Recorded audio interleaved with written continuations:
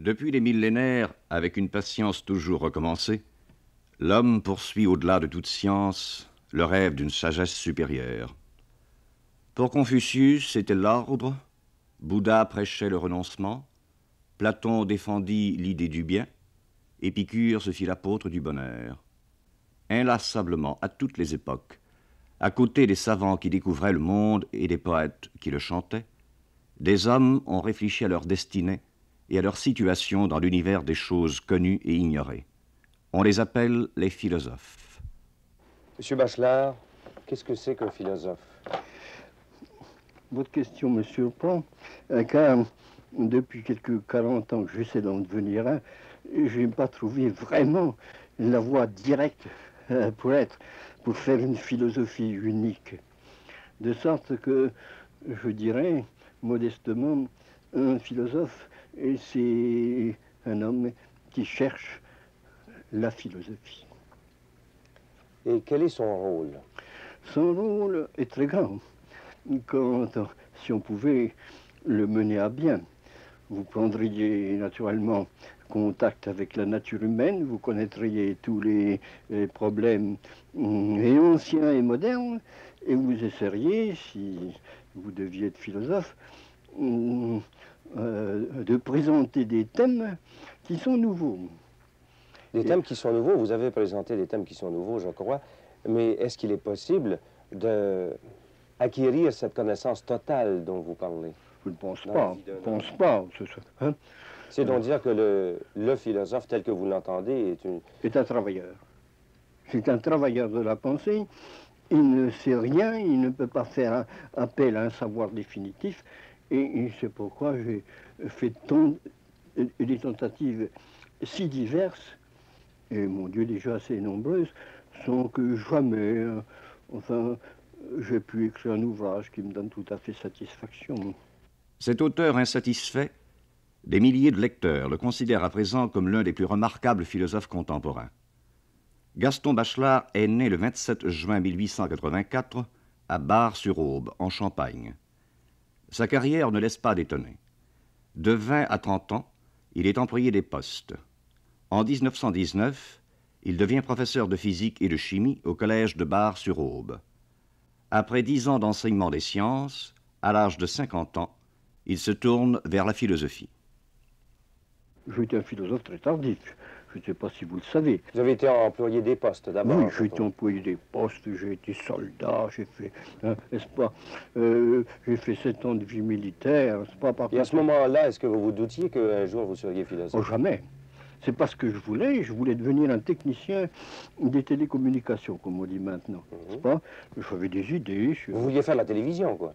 Oh, il n'était pas encore question. J'avais la télévision de ce qui aurait pu être. Non, n'est-ce pas? Mais, par conséquent, je n'ai pas eu la carrière de préparation que je vois maintenant en action, n'est-ce pas? J'ai passé l'agrégation à 38 ans, n'est-ce pas? Au sortir de la guerre de 14, en 18. Qu'est-ce qui vous a intéressé à la philosophie? Oui, parce que alors là, alors j'étais donc, après la guerre, j'étais professeur de physique et de chimie. Et puis d'histoire naturelle, parce que c'était un petit collège. Et c'est comme ça que j'ai passé l'agrégation. Donc d'abord la science? La science et l'enseignement.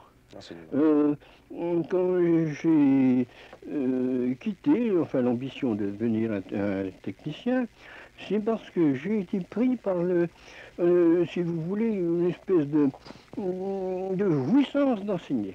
Dans mon petit collège, où j'enseignais un tas de choses, puisque quand j'étais agrégé, on m'a dit enseigner aussi la philosophie, n'est-ce pas? Eh bien, j'avais, si vous voulez, le contact extraordinaire avec les élèves. J'étais 11 ans professeur dans un petit collège. Je n'ai jamais donné une punition. Et on avait... je n'avais jamais en donné. Est-ce que, parce que vous aviez des élèves tout à fait bon, spéciaux? non, différents des autres? c'était des élèves comme on en a dans tous les petits collèges. Vous les hypnotisiez peut-être? Non, pas du tout, pas du tout. J'avais une certaine sévérité, mais enfin, hein, j'étais d'une gentillesse avec moi, ça marchait très bien. J'aimais enseigner. Et quand j'ai été nommé l'enseignement supérieur, alors j'étais émerveillé. On passe de faire des 18-20 heures de cours par semaine à Dijon. J'ai eu 3 heures de cours, 3 heures par semaine. Et alors là, j'ai vu le prix de l'enseignement supérieur en France, qui donne beaucoup de temps aux professeurs pour étudier. Quand je suis arrivé à Paris, en 40, aussitôt, je commence à avoir eu toutes les satisfactions qu'on peut avoir dans l'enseignement. Et alors là, j'ai eu une chaire assez compliquée. La chaire que j'avais à la Sorbonne, c'est Histoire et philosophie des sciences. Et puis j'étais directeur de l'Institut d'histoire des sciences. Mais alors, la Sorbonne était très libérale, et comme cours public, j'ai commencé à faire des leçons sur l'imagination. Vous voyez? Alors vous quittiez un peu le rationalisme à ce moment-là? Ah, oui. Enfin, je prenais les problèmes tels que je pense qu'ils se posaient pour moi, et puis je posais très librement ma pensée. Mais justement, vous êtes connu comme philosophe rationaliste quand même. Oui. Et on se demande si vous vous considériez en vacances quand vous avez écrit vos essais sur l'imagination, sur vos rêves. Un petit peu, n'est-ce pas? Il fut un temps où je faisais des séances jusqu'à midi, et puis l'après-midi, enfin, je lisais les poètes. Est-ce qu'il n'y a pas une contradiction dans, par exemple, cette rigueur intellectuelle et scientifique qui est la vôtre dans certains de vos livres, et par contre la place immense que vous faites à l'imaginaire aussi? Oui. C'est assez rare de trouver ça chez le même homme. Je suis philosophe, je ne suis pas à une contradiction près. Vous dites que la philosophie est habituée aux contradictions. Oui, mais enfin, moi je les avoue. Les aveux de Gaston Bachelard, ce sont les livres qu'il a consacrés à la philosophie des sciences et à la rêverie. Lecteur fervent et lucide, il a retrouvé dans la poésie l'expression des rêves que nourrit l'imagination devant les éléments de la nature. Pour ses disciples, pour ses amis, Gaston Bachelard est devenu le docteur Estrève. Vous avez déjà dit que la raison n'explique pas les rêves. Et ensuite, vous vous êtes attaqué aux rêves. Oui. Vous avez essayé de les comprendre et de les analyser, je crois. Alors, c'est assez curieux de la part d'un philosophe rationaliste. Bon, d'abord, dans mes derniers livres, j'ai essayé j'ai affirmé que le rêve nocturne et la rêverie ne sont pas de même espèce. Et je ne m'occupe que des rêveries, n'est-ce pas? Par conséquent, le rêve nocturne me paraît, si vous voulez, d'abord il est trop loin de moi. J'ai lu naturellement tout ce que j'ai pu lire chez les psychanalystes, et Freud a été, longtemps, Freud a été mes livres de chevet. Seulement, je ne pénètre pas le rêve nocturne. Le rêve nocturne, d'abord, au moment où on le raconte, on le restitue, je ne suis pas sûr si on le restitue en bonne objectivité. Et alors, pendant les 25, quand j'étais jeune, que je travaillais, que je faisais des sciences, je ne rêvais pas. J'ose dire, je ne rêvais pas, ou du moins, je dormais bien et je ne rêvais pas. Mais alors le rêve, comme il est raconté maintenant, je n'ai pas, si vous voulez, la certitude qu'il nous fait davantage comprendre le psychisme. Mais la rêverie, qu'est-ce que c'est la rêverie pour vous le savez comme moi, n'est-ce pas? La rêverie, c'est la rêverie. L'ennui, c'est que rêverie, ont la même étymologie, mais je trouve une très grande différence. En particulier, la rêverie du poète, bon, ma foi, hein, il rêve avec son encrier. Il rêve éveillé. Le rêve éveillé a voulu être un intermédiaire, n'est-ce pas? Quand de Soile, j'ai bien pratiqué tous les travaux de Soile, et il essaie de mettre le psychisme dans un état de rêve, n'est-ce pas? C'est tout de même le rêve éveillé. Mais la rêverie est nécessairement éveillée, du moins dans les formes où je l'ai étudiée, où elle apparaît, enfin, dans des œuvres poétiques, voyez-vous? Où l'intelligence exerce quand même un certain Je sais pas contrôle. si c'est l'intelligence, c'est l'imagination. Imagination. C'est l'imagination qui est rendue à sa puissance de création. Hein? Ces rêveries sur les éléments que Oui, vous faites oui. sur la matière, Oui. quels liens peuvent-elles avoir avec le philosophe rationnel? Mais pourquoi voulez-vous que je me donne des liens avec la philosophie rationnelle? Je vous dis, hein, quand j'étudie un livre de sciences, eh ben, j'étudie un livre de sciences. J'essaie d'être un bon élève, n'est-ce pas? De comprendre enfin, l'évolution de la science, les problèmes de la science. C'est quelque chose de tout à fait précis. Et si je voudrais en ce moment-ci lire des livres précisément sur la télévision, je n'ai pas besoin de rêve pour étudier ces livres-là, n'est-ce pas? Bon, il faut que je regarde, il y a des équations, n'est-ce pas? Il y a des équations, il faut les comprendre, elles soutiennent le développement de la pensée. Bon, maintenant après, si je prends un livre de Mallarmé, bon, je ne suis pas le même homme. Vous ne pouvez pas faire que je sois le même homme en lisant avec passion Mallarmé, n'est-ce pas? Et avec passion Poincaré. L'ami des poètes est aussi le compagnon attentif des hommes de science. Ses réflexions sur le nouvel esprit scientifique sont incisives et percutantes.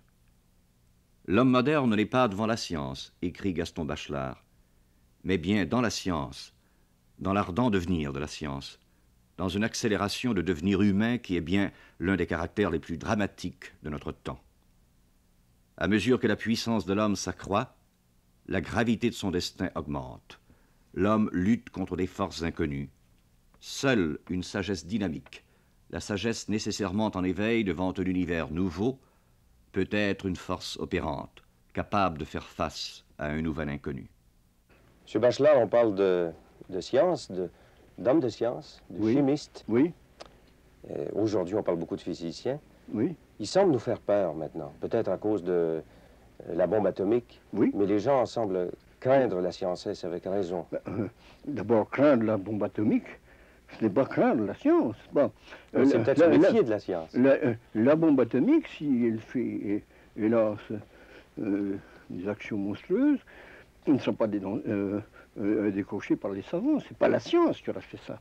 Bon, c'est des gens qui sont des ignorants, peut-être en science, et qui ont des puissances qui n'ont rien de commun avec la puissance intellectuelle du savant.